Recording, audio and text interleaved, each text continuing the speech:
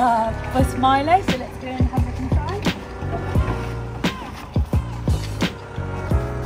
So when we were looking for a van to convert, we wanted to go for an LDV convoy because of the high roof, and as Greg is 6 foot, we wanted to make sure he was able to stand up in here.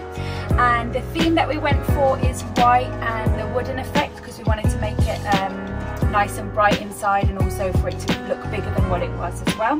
So that's kind of the style that we wanted to go for.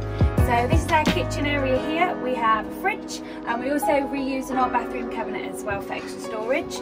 We have a sink over here. So we also fitted a foot pedal as well, so we can use water whenever we've stopped.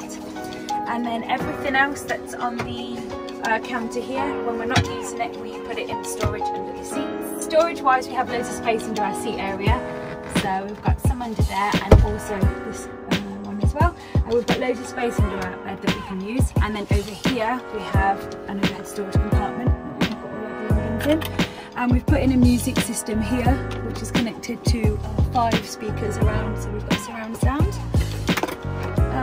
Over here on the seating area, we've also got 2 plugs as well, so we can do all of our cooking outside. Okay, so as you know, it's really important to have loads of storage with the camper van. So under here we've got our table, electricity leads and tennis rackets and things like that. And then in this one here we have our leisure battery and also our inverter. When we bought the van, it already had a projector screen in there, so we just added a little screw at the top of here.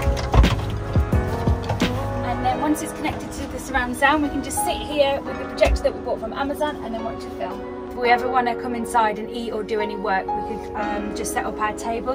It's really easy to install. We've got a table and we can just sit round here, and we've also got space to add another chair in as well. So that's it. I hope you like what we did with the van. If you do want to see the whole process of the bus conversion, just check it out in the stories in Miles and Milo.